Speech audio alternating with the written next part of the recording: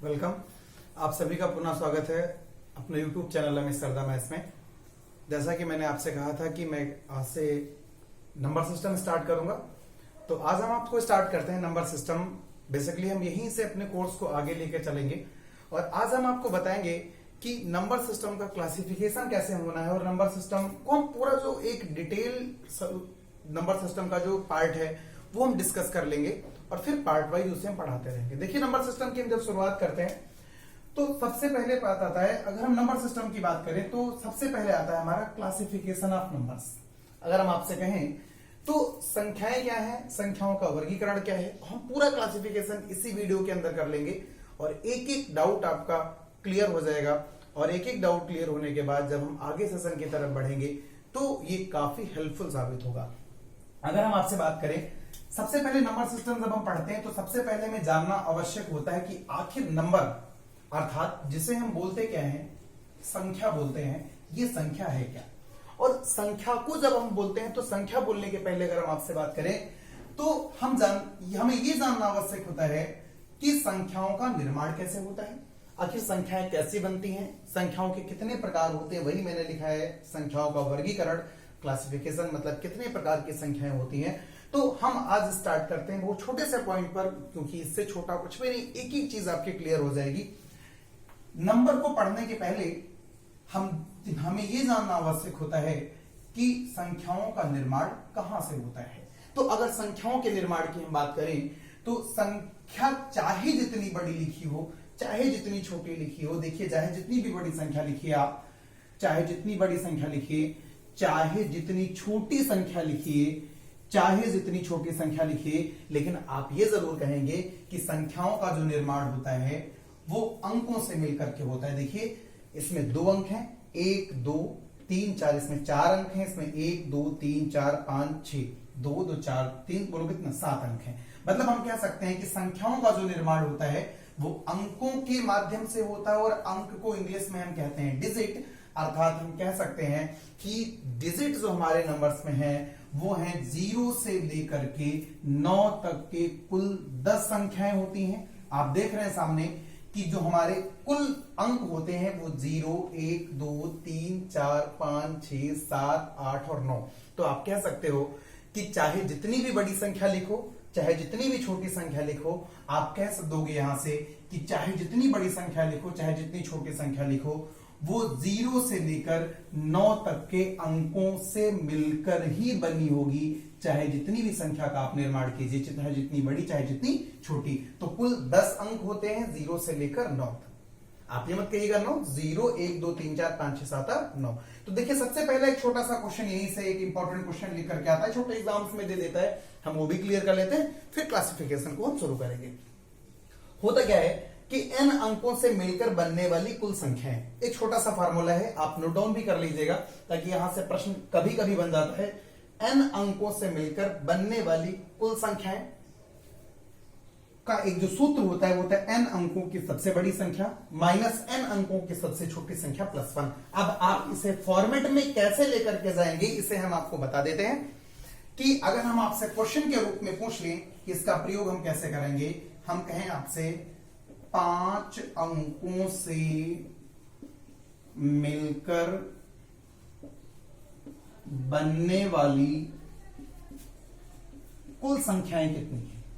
अगर हम आपसे ये क्वेश्चन पूछें, अगर हम आपसे कहें क्वेश्चन कि 5 अंकों से मिलकर बनने वाली कुल संख्या, मतलब 5 अंकों का प्रयोग कीजिए और टोटल कितने नंबर्स बन सकते हैं। तो देखिए, n का मतलब चाहे यहां पर 5 हो, चाहे 1 हो, चाहे 2 हो, चाहे जो कुछ भी दिया हो, n कोई भी वैल्यू हो सकती है।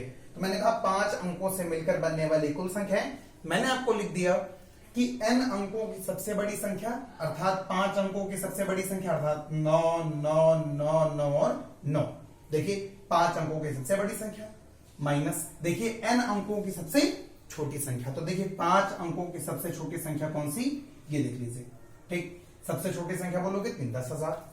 ठीक, और ये और प्लस बोलो कितना, 1। अब देखिए 9,000 कितना, 99,999 में से 10,000 जाएगा तो कितना, 89,999 और प्लस 1 जोड़ दोगे तो अर्थात बोलो कितना, 90,000 कुल संख्याएं बनेगी। अर्थात आप कह सकते हो कि n अंकों से मिलकर जो बनने वाली कुल संख्याएं होती हैं हम आसानी से निकाल सकते हैं।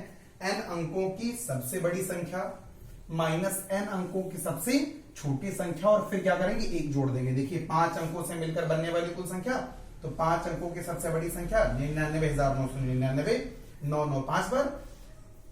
5 अंकों की सबसे छोटी संख्या, एक के बाद 4 जीरो अर्थात 10,000 और प्लस 1, ये 89,999 प्लस 1 अर्थात 90,000। अब हम बढ़ते हैं क्लासिफिकेशन ऑफ नंबर की तरफ बढ़ते हैं। अब हम क्लासिफिकेशन ऑफ नंबर की तरफ बढ़ते हैं। अब हम देखते हैं संख्याओं का क्लासिफिकेशन। तो देखिए संख्याओं का जब हम वर्गीकरण करते हैं तो हम किसी भी संख्या को कुछ पर्टिकुलर नहीं कह सकते। सबसे बड़ी बात है ये कि किसी भी संख्या को हम पर्टिकुलर कुछ भी नहीं कह सकते। अब फॉर एग्जांपल आप ऐसे बोलेंगे, जैसे मैं 2 की बात करूं तो आप बोलेंगे 2 प्राकृतिक संख्या है, 2 पूर्ण संख्या है। अगर हम 2 बोले 2 पूर्णांक भी है, तो एक ही संख्या विभिन्न रूपों को ले सकती है। लेकिन अगर हम इनके क्लासिफिकेशन की बात करेंगे तो कुछ बेसिक स्ट्रक्चर्स हैं जिनके माध्यम से हम इनका क्लासिफिकेशन करते हैं, हम इनका बंटवारा करते हैं। तो उन्हीं के कुछ आधार हैं जिनको लेकर के हम अलग अलग संख्याओं के अलग अलग प्रकार की हम व्याख्या करेंगे। स्टार्ट करते हैं हम। इसके पहले मैंने आपको बताया कि n नंबर से मिलकर कुल कितने नंबर्स बन सकते हैं, कुल कितनी संख्याएं बन सकती है n डिजिट से मिलकर के। अब अगर हम संख्याओं की बात करें तो सबसे पहले हम संख्याओं को जब बांटते हैं तो एक वास्तविक संख्याएं बांटती हैं और दूसरा काल्पनिक बांटते हैं। काल्पनिक मतलब इमेजिनरी होता है, इमेजिनरी मतलब कल्पना में है, वास्तव में कुछ भी नहीं है। ठीक, वास्तविक को हम रियल नंबर्स कहते हैं। 2 मुख्य पार्टों में मैंने पहले बांट दिया, फिर मैं धीरे धीरे क्लासिफाई करूंगा। वास्तविक को भी क्लासिफाई करूंगा, काल्पनिक को भी मैं क्लासिफाई अलग अलग करूंगा। लेकिन अभी जो हम बांट रहे हैं वो 2 नंबर्स में संख्याओं को बांट रहे हैं 2 प्रकार से। एक तो अगर हम आपसे कहें वास्तविक संख्या, दूसरा अगर हम आपसे कहें तो काल्पनिक संख्या। मतलब संख्याओं का मैंने 2 प्रकार बांटा, real number and imaginary number, मतलब वास्तविक संख्या और काल्पनिक संख्या। अच्छा, हम इसे देखते हैं कि हम संख्या रेखा बनाते हैं। हम बनाते हैं संख्या रेखा, जिसे इंग्लिश मीडियम वाले जो हैं उसे नंबर लाइन बोलते हैं, इसे नंबर लाइन कह सकते हैं, संख्या रेखा। अब आपने संख्या रेखा का जब देखा होगा तो संख्या रेखा का निरीक्षण करते समय में मिलता है या माइनस अनंत से लेकर के प्लस अनंत तक जाती है। मतलब कोई भी एक संख्या रेखा है उस पर जो कुल नंबर्स आ सकते हैं वो minus infinite to plus infinite आ सकते हैं। अर्थात एक अगर लाइन नंबर लाइन है तो बीच में क्या होगा, 0 होगा, जो मैंने लिख दिया। इधर मैंने लिखा -3, -2, -1, इधर माइनस से इधर चीजें चढ़ते हैं। और हम जानते हैं कि नंबर लाइन में बाएं से दाएं जाने पर, मतलब जब हम ऐसे जाते हैं तो क्या होती है, वृद्धि होती है। मतलब हमारा मान क्या होता है, बढ़ता रहता है। क्लियर हो गया? तो देखिए -2, -3, -2, -1, फिर 0 आ जाता है, फिर +1, +2 और +3। देखिए इधर से आप जैसे ही बढ़ेंगे तो मान बोलो क्या होता है, बढ़ता रहता है। मतलब जब हम कहते हैं नंबर लाइन पर बाएं से दाएं जाते हैं तो क्या होती है, वृद्धि होती रहती है। तो देखिए वास्तविक संख्याओं का अगर हम जिक्र करें तो ऐसी संख्याएं जो संख्या रेखा पर निरूपित की जा सकती हैं, मतलब लिखी जा सकती हैं, कहलाती हैं वास्तविक संख्याएं कहलाती हैं, रियल नंबर्स कहलाते हैं, चाहे वो धनात्मक हो चाहे वो ऋणात्मक हो।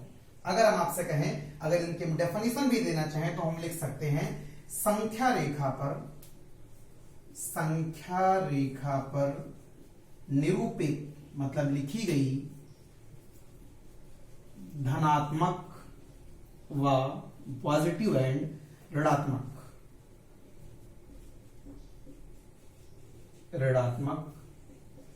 दोनों संख्याएं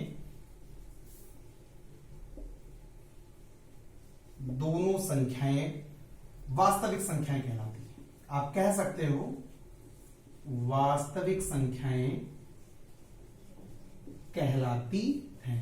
आप तुरंत क्लियर कर सकते हो कि संख्या रेखा पर जो भी संख्याएं नोट होती हैं उन्हें हम रियल नंबर्स कहते हैं, वास्तविक संख्या कहते हैं। संख्या रेखा पर निरूपित धनात्मक व ऋणात्मक दोनों संख्याएं वास्तविक संख्याएं कहलाती। अब प्रश्न ये होता है कि संख्या रेखा पर तो 0 भी होता है, क्या 0 वास्तविक संख्या है कि नहीं है?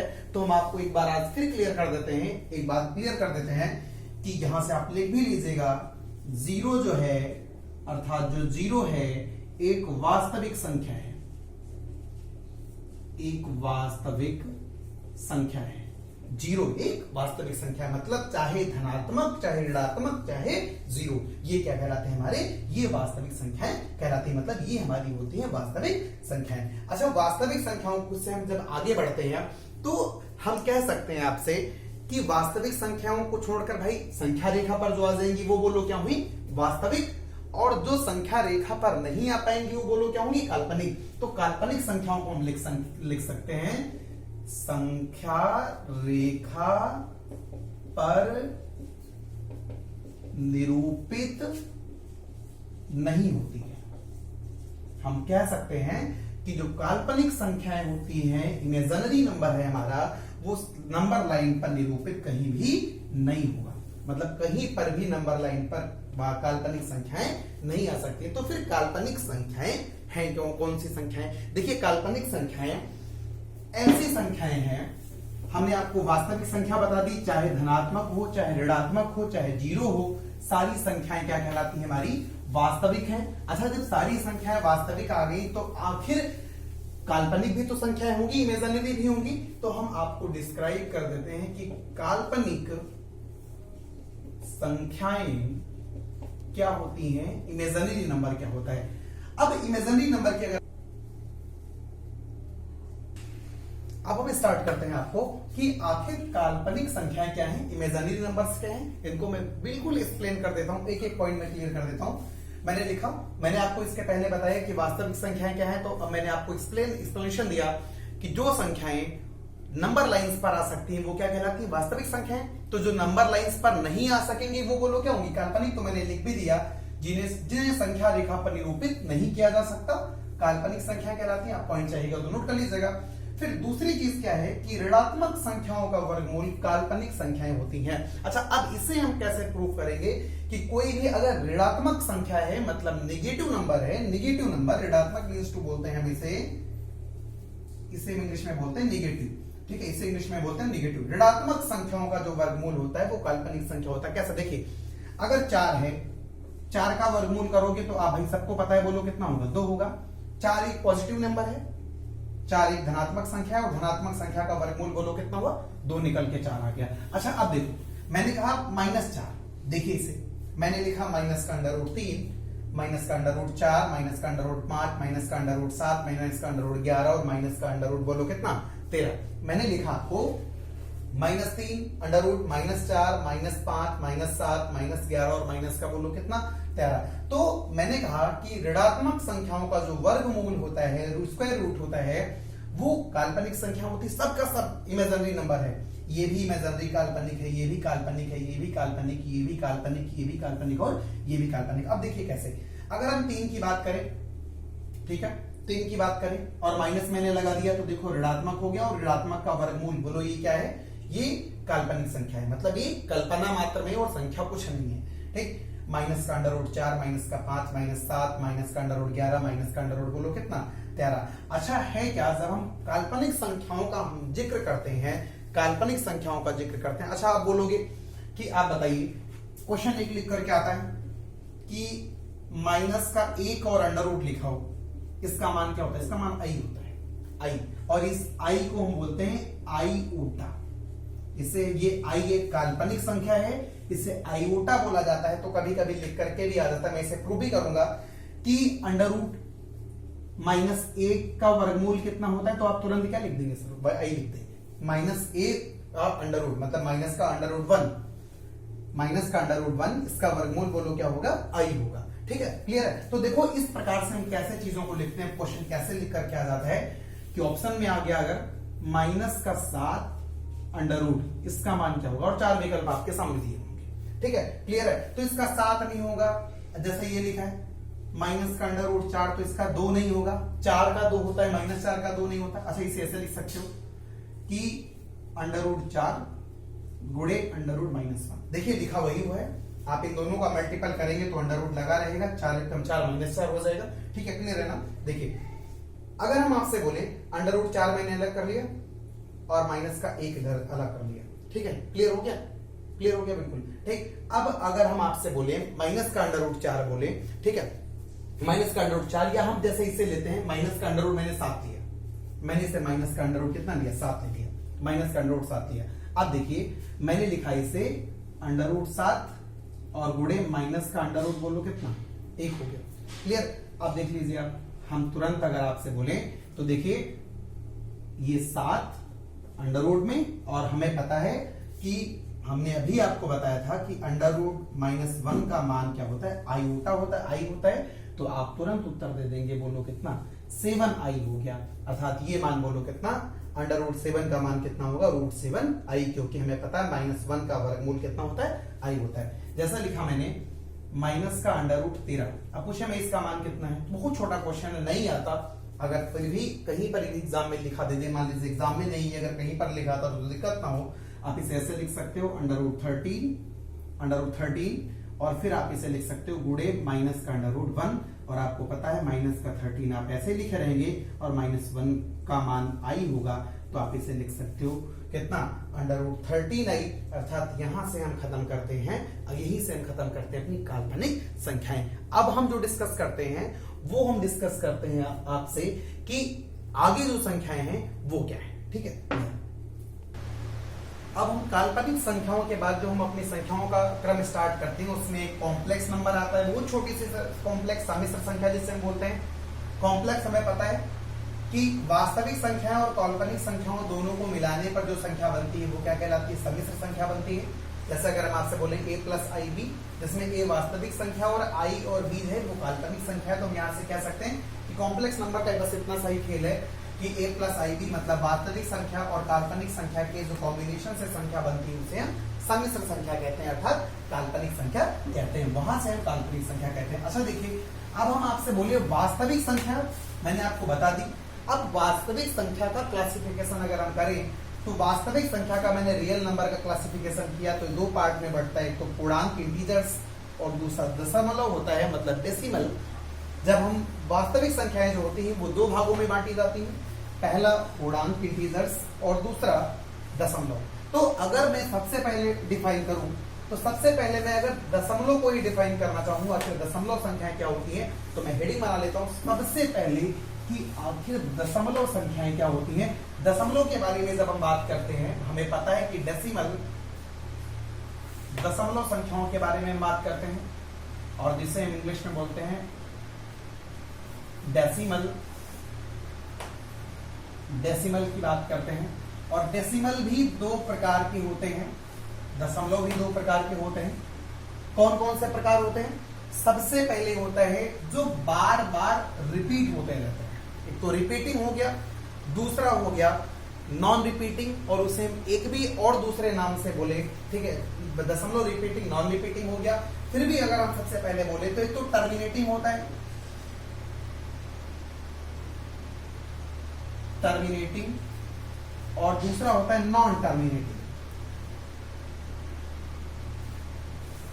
Non terminating. अच्छा, टर्मिनेटिंग का अर्थ है, टर्मिनेटिंग टर्मिनल शब्द से बना है। टर्मिनल मतलब होता है अंत, ठीक है, मतलब जिसका कोई फिक्स डिस्टेंस है, अंत है, वो टर्मिनल कहलाता है, वो टर्मिनल कहलाता है। जो फिक्स नहीं है, मतलब कहीं नहीं रुकता, वो टर्मिनेटिंग नहीं कहलाता, नॉन टर्मिनेटिंग कहलाता है। अच्छा देखिए कैसे, जैसे मैं दशमलव की अगर बात करूं, मैंने ऐसे लिखा कुछ 0.73, और आप पता है आपको यहां पर ही खत्म हो गया, तो ये क्या है, ये टर्मिनेटिंग है, मतलब इसका कोई अंतिम बिंदु है, ठीक, मतलब ये कहीं पर खत्म होने वाला है, ठीक है। जैसे मैंने लिखा 0.123, देखिए क्या, ये यहां पर आकर के खत्म हो गया, मतलब ये टर्मिनेटिंग है। टर्मिनेटिंग मतलब एक ऐसा दशमलव, एक ऐसी दशमलव संख्या, एक ऐसी दशमलव संख्या जो कहीं ना कहीं खत्म हो जाए, ठीक, वो क्या कहलाती है, टर्मिनेटिंग कहलाती है। टर्मिनल होता है, ठीक, टर्मिनल का मतलब होता है अंतिम बिंदु, ठीक, मतलब कोई एक एग्जैक्ट पॉइंट है, अंतिम बिंदु है। नॉन टर्मिनेटिंग जो खत्म नहीं होती, फॉर एग्जांपल आप लिखते हो 0.33333 डॉट डॉट डॉट डॉट होता जाता है, ये टर्मिनेट, नॉन टर्मिनेटिंग है, मतलब देखिए ये 3 अनंत बार आता चला जाएगा, अर्थात ये खत्म नहीं होगा, इसलिए इसे नॉन टर्मिनेटिंग बोलते हैं, ठीक। जैसे मैंने लिखा 0.66666 डॉट डॉट डॉट डॉट, जैसे लिखा मैंने 0.54545454 डॉट डॉट डॉट डॉट, मैंने लिखा 0.123123 डॉट डॉट डॉट। देखिए ये नॉन टर्मिनेटिंग है, इनके कोई अंतिम बिंदु नहीं है, ठीक, तो हम कह सकते हैं मैंने डेसिमल को दो भागों में बांटा, टर्मिनेटिंग और नॉन टर्मिनेटिंग में बांटा, टर्मिनेटिंग और नॉन टर्मिनेटिंग में बांटा। ठीक, तो सबसे पहले मैं डिस्क्राइब करूंगा नॉन टर्मिनेटिंग को डिस्क्राइब कर लूंगा। इनको करने में टर्मिनेटिंग में कोई दिक्कत ही नहीं है। इसे जब हम हल करते हैं तो मैं हल करना भी आपको बताऊंगा, जब मैं डेसिमल पूरा चैप्टर पढ़ाऊंगा तब। तो आपको पता है कि 2 नंबर के बाद पॉइंट है तो आप लिख सकते हो 73 अपान कितना 100 लिख सकते हो। इसे आप लिख सकते हो, कोई दिक्कत ही नहीं, 123 अपान 1000 लिख सकते हो। सबसे जो आगे डिस्क्राइब करना है हमें वो नॉन टर्मिनेटिंग का है, तो हम आगे लिखते हैं। अब मैंने दशमलव को 2 भागों में बांटा, एक तो टर्मिनेटिंग दूसरा नॉन टर्मिनेटिंग। अब हम जो डिस्क्राइब करेंगे वो नॉन टर्मिनेटिंग डेसिमल को डिस्क्राइब, नॉन टर्मिनेटिंग डेसिमल। ठीक है, आप सब लोग लाइव क्लास के साथ बने रहिए, इस पूरी रिकॉर्डेड वीडियो को आप देखते रहिए, एक एक चीज आपकी क्लियर हो जाएगी। ठीक है, एक एक चीज आपकी क्लियर हो जाएगी, मैं गारंटी के साथ कहता हूं, बशर्ते कंसंट्रेशन के साथ बने रहेगा। अब देखिए नॉन टर्मिनेटिंग को भी हम 2 भागों में बांटते हैं, जैसे नॉन टर्मिनेटिंग डेसिमल है। ठीक, मैंने सबसे पहले डेसिमल को 2 भागों में बांटा, टर्मिनेटिंग नॉन टर्मिनेटिंग, मतलब एक जो खत्म होते हैं एक जो खत्म नहीं होते, जिनकी पुनरावृत्ति होती रहती है। और नॉन टर्मिनेटिंग को भी हम 2 भागों में बांटते हैं, तो रिपीटिंग दूसरा नॉन रिपीटिंग। ठीक है, एक रिपीटिंग दूसरा नॉन रिपीटिंग। एक रिपीटिंग जिनकी पुनरावृत्ति होती रहे, जिनकी पुनरावृत्ति होती रहे। एक है नॉन रिपीटिंग, दूसरा है हमारा नॉन रिपीटिंग जिनकी पुनरावृत्ति ना हो। हिंदी में बड़े शब्द हैं, पुनरावृत्ति ना हो। ठीक है, एक तो रिपीटिंग है जो बार बार रिपीट होते रहते हैं, उन्हें टर्मिनेट मतलब हम बोलते हैं रिपीटिंग डेसिमल्स।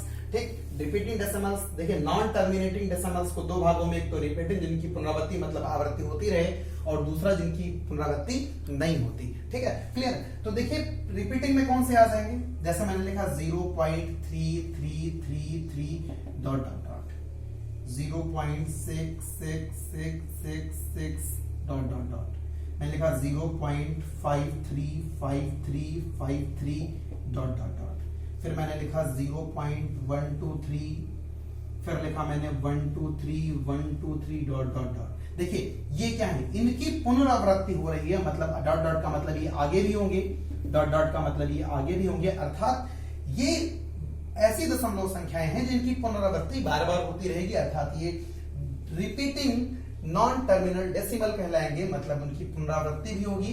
ठीक है, और इनका कोई अंत नहीं है। देखिए इनकी पुनरावृत्ति भी हो रही है, इनका कोई अंत नहीं है, अर्थात रिपीटिंग नॉन टर्मिनल डेसिमल कहलाते हैं। इनको हल करना बहुत आसान है। अगर हम इसे बोलने कैसे लिखेंगे तो आप तुरंत बोल सकते हो 0.3 के ऊपर हम क्या लगा देंगे, बार लगा देंगे। ये जब हम आपको डेसिमल चैप्टर पढ़ाएंगे तब चीजें वहां पर क्लियर करेंगे। अभी हम बस फॉर्मेलिटी के लिए बता देते हैं, आपको चीजें क्लियर हो जाए। इसे बोले तो आप तुरंत कह सकते हो सर 0.6 के ऊपर बार लगा देंगे। ठीक है, अगर हम इससे बोले तो